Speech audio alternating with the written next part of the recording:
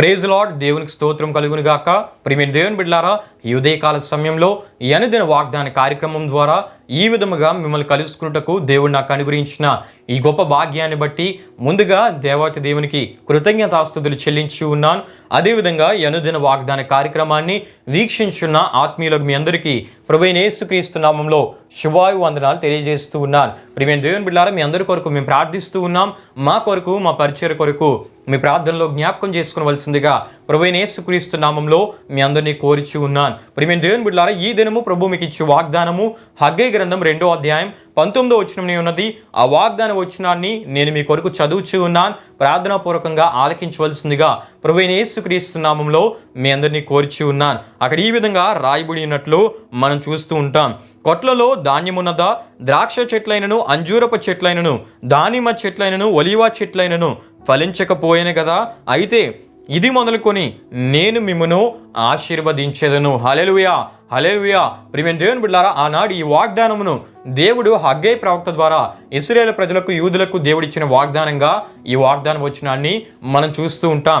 సందర్భాన్ని మనం జ్ఞాపకం చేసుకున్నట్లయితే దేవుని ప్రజలు 70 సంవత్సరాలు బబులోని చెరలో ఉండి దేవునిచ్చే తదుపరి విడిపించబడిన ఆ సమయంలో పారసిక దేశపు చక్రవర్తిగా ఉన్న కోరేషు ఏలుబడిలో కోరేషును దేవుడు ప్రేరేపించి దేవుని ప్రజలు దేవుని మందిరమును కట్టడానికి దేవుడు అనుమతించడానికి దేవుడు కోరేషును వాడుకున్నట్లు, కోరేషును ప్రేరేపించినట్లు, కోరేషును తన చిత్తంలో దేవుడు తన ప్రజల విషయమై వాడుకున్నట్లు మనం చూస్తూ ఉంటాం. హల్లెలూయా, హల్లెలూయా. ఈ విషయాలు యెజ్రా గ్రంథం 1వ అధ్యాయంలో మనకు కనబడుతూ ఉంటుంది. ప్రియమైన దేవుని బిడ్డలారా, దేవుని ప్రజలు తిరిగి మళ్ళా యెరూషలేమునకు వెళ్ళి దేవుని మందిరాన్ని కట్టడానికి వారు వెళ్తున్న సందర్భంలో వారికి నాయకుడిగా జెరుబ్బాబెలు ఉన్నట్లు మనం చూస్తాం. ప్రధాన యాజకుడిగా యేషువ లేక యెహోషువను మనం చూస్తూ ఉంటాం. అయితే ప్రియమైన దేవుని బిడ్డలారా, అనేక వేల మంది దేవుని మందిరాన్ని కట్టడానికి యెరూషలేమునకు ప్రయాణమై వచ్చారు. ప్రియమైన దేవుని బిడ్డలారా, అయితే వారి పనిని ప్రారంభించారు. యెజ్రా గ్రంథం 3వ అధ్యాయం 8వ వచనంలో ఈ విషయాన్ని చూస్తాం. పునాది వేసి దేవుణ్ణి స్తుతించినట్లు యెజ్రా గ్రంథం 3వ అధ్యాయం 10వ వచనంలో మనం చూస్తూ ఉంటాం. అయితే ప్రియమైన దేవుని బిడ్డలారా, భక్తిహీనుల ద్వారా దేవుని ప్రజలైన వారికి కొన్ని ఆటంకాలు కలిగినప్పుడు దేవుని ప్రజలు దేవుని మందిర పనిని ఆపివేస్తున్నట్లు, దేవుని మందిర పని పునాదుల్లోనే ఆగిపోయినట్లు యెజ్రా గ్రంథం 4వ అధ్యాయం 5వ వచనంలోను 24వ వచనంలో మనం చూస్తూ ఉంటాం. మందిరపు పని నిలిచిపోయినట్లు మనం చూస్తూ ఉంటాం. కొన్ని ఆటంకాలు కలగడాన్ని బట్టి భక్తిహీనుల ద్వారా కొన్ని అవరోధాలు, కొన్ని ఆటంకాలు, కొన్ని వ్యతిరేకమైన పరిస్థితులు, ప్రతికూలమైన పరిస్థితులు కలిగినప్పుడు దేవుని ప్రజలు ఏం చేస్తారంటే దేవుని మందిరపు పనిని ఆపివేసినట్లు, నిలిపివేసినట్లు ఇక్కడ మనం చూస్తూ ఉంటాం. అయితే ప్రియమైన దేవుని బిడ్డలారా, ఆటంకం ఏర్పడిందని మందిరపు పనిని ఆపివేసిన ఇశ్రాయేలీయులు ఏం చేస్తూ ఉన్నారంటే, వారు ఏమని చేస్తూ ఉన్నారంటే ప్రియమైన దేవుని బిడ్డలారా, సరంబి వేసిన ఇండ్లు కట్టుకొని వారు అందరూ నివసిస్తున్నట్లు మనం చూస్తూ ఉంటాం. అంటే సరంబి వేసిన ఇండ్లు అంటే భాగ్యవంతులైన ఇల్లులుగా, సౌకర్యవంతమైన గృహాలుగా వారి గృహాలను తీర్చిదిద్దుకున్నట్లు మనం చూస్తూ ఉంటాం. ఖరీదైన వస్తువుల చేత వారు ఆయన గృహాలని అలంకరించుకున్నట్లు కూడా మనం చూస్తూ ఉంటాం. ఈ సందర్భంలో, ఈ సమయంలో ప్రియమైన దేవుని బిడ్డలారా, దేవుడు హగ్గై ప్రవక్త ద్వారా తన ప్రజలని హెచ్చరిస్తూ, ఖండిస్తూ దేవుడు మాట్లాడిన మాటలు దేవుని వాక్యంలో మనం చూస్తూ ఉంటాం. ప్రియమైన దేవుని బిడ్డలారా, హగ్గై గ్రంథం 1వ అధ్యాయం 3-4 వచనాల్లో మనం చూస్తూ ఉంటాం. అయితే ప్రియమైన దేవుని బిడ్డలారా, ఈ విధంగా ఆటంకాలు కలిగాయని దేవుని ప్రజలు దేవుని పనిని ఆపివేయడాన్ని బట్టి వారి దేవుని ఆశీర్వాదాన్ని కోల్పోయి వారి మీదకి శాపాన్ని తెచ్చుకున్నట్లు దేవుని వాక్యంలో మనం చూస్తాం. అయితే ప్రియమైన దేవుని బిడ్డలారా, దేవుని పనిని ఆపివేసి దేవుని పనికి ఇంకా సమయం ఉంది, ఇంకా సమయం రాలేదు అని చెప్పుకుంటూ దేవుని ప్రజలు వారి గృహాలను అలంకరించుకున్నట్లు ఉండుటను బట్టి దేవుని ఆశీర్వాదాన్ని కోల్పోయి శాపాన్ని పొందుకున్నట్లు దేవుని వాక్యంలో మనం చూస్తాం.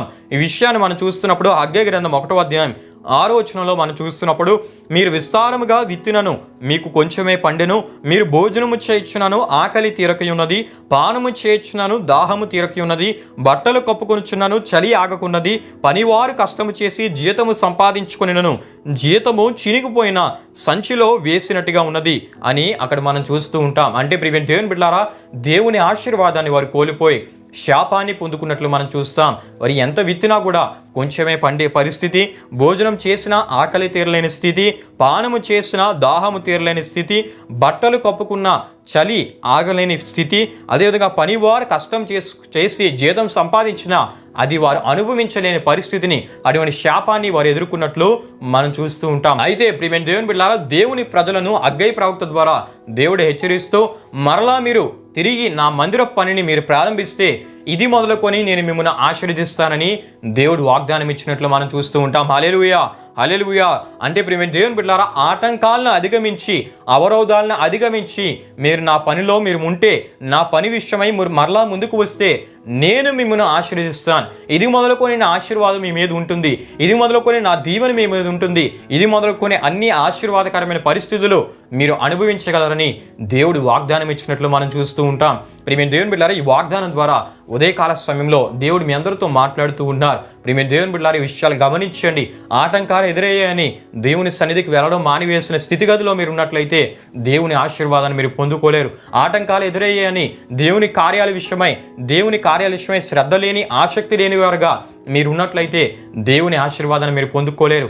ఆటంకాలు ఎదురయ్యాయని ప్రార్థనను మానివేసిన ఎడల, ఆటంకాలు ఎదురయ్యాయని దేవుని వాక్యాన్ని వినడానికి, ధ్యానించడానికి సమయాన్ని కేటాయించిన వారిగా ఉన్నట్లయితే దేవుని ఆశీర్వాదాన్ని మీరు పొందుకోలేరు.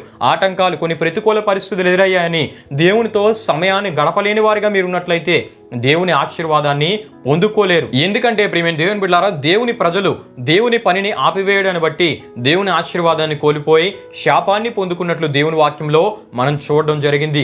గనుక ప్రియమైన దేవుని బిడ్డలారా, దేవుడి వాగ్దానం ద్వారా మీ అందరితో మాట్లాడుతూ ఉన్నారు. ఎవరైతే దేవుని పని విషయమై, దేవుని కార్యాల విషయమై, దేవుని సన్నిధి విషయమై కలిగే కొన్ని ప్రతికూల పరిస్థితులు, ఆటంకాలు, అవరోధాలు, వాటిని జయించి దేవుని పని కొరకు ముందుకు వస్తారో, దేవుని కార్యాల కొరకు ఆసక్తి కలిగి ముందుకు వస్తారో, దేవుని కార్యాల విషయమై ప్రాముఖ్యతనిచ్చేవారిగా ఉంటారో వారందరినీ దేవుడు ఆశీర్వదిస్తానని, వారందరితో మాట్లాడుతూ ఇది మొదలుకొని ఆశీర్వదిస్తానని దేవుడు వాగ్దానం ఇస్తూ ఉన్నారు. రాబోయే దినాల్లో మేలు కలిగేటట్లుగా ఇక మీదట తన ఆశీర్వాదములతో మిమ్మల్ని నింపుతారని దేవుడు వాగ్దానం ఇస్తూ ఉన్నారు. గనుక దేవుడు కోరే ఇటువంటి ఆత్మీయతను కలిగి దేవుని ద్వారా ఆశీర్వాదకరమైన స్థితిగతులు మీరు పొందుకోవాలని ప్రభు సేవకుని గారు కోరుచు ఈ వాగ్దానాన్ని నేను ముగిస్తూ ఉన్నాను. ప్రభు మిమ్మును మీ కుటుంబములను నూరంతులుగా ఆశీర్వదించునుగాక. ఆమేన్. ప్రార్థన చేసుకొని ఈ వాగ్దాన కార్యక్రమాన్ని మనం ముగించుకుందాం. ప్రార్థన చేసుకుందాం. మహిమ స్వరూపైన మా ప్రభువా, జీవాధిపతి అయిన యేసయ్యా, నీ ఘనమైన నామమునకు మహిమ, ఘనత, ప్రభావములు చెల్లిస్తున్నాం తండ్రి. ఈ ఉదయకాల సమయంలో మీరు మాకు ఇచ్చిన ఈ ఆశీర్వాదకరమైన వాగ్దానాన్ని బట్టి నీకే స్తుతులు చెల్లిస్తూ ఉన్నాం. నీ కార్యాల విషయమై, నీ పని విషయమై, నీ సన్నిధి విషయమై ఎవరైతే కలిగే ఆటంకాలను జయిస్తారో వారిని ఇది మొదలుకొని ఆశీర్వదిస్తానని ఒక గొప్ప ఆశీర్వాదకరమైన వాగ్దానాన్ని మీరు అనుగ్రహించినందుకు నీకే స్తుతులు చెల్లిస్తూ ఉన్నాం. రాబో కాలమందు, రాబోయే దినాల్లో ఆశీర్వాదకరమైన స్థితిగతులతో వారిని నడిపిస్తానని మీరు ఇచ్చినటువంటి శ్రేష్టమైన విలువైన వాగ్దానాన్ని బట్టి నీకే స్తుతులు చెల్లిస్తున్నాం తండ్రి. వీక్షించిన ప్రతి ఒక్కరు కూడా నీవు కోరే ఆత్మీయ జీవితాన్ని కలిగి నీ ద్వారా మెండైన దీవెనలు, ఆశీర్వాదకరమైన దినాలు వారు చూచినట్లు నీ ఆత్మకార్యాన్ని జరిగించమని మరొకసారి వాగ్దాన కార్యక్రమం ద్వారా నీ నామానికే మహిమ, ఘనత, ప్రభావములు చెల్లిస్తూ యేసు పరిశుద్ధ నామంలో అడిగి వేడుకొనిచున్నాము తండ్రి. ఆమేన్. యేసు రక్తమే జయం, ప్రభేసు రక్తమే జయం, ప్రభేసు రక్తం సంపూర్ణమైనది, అపవాది క్రియలకంత నాశనం కలుగునుగాక. ఆమేన్.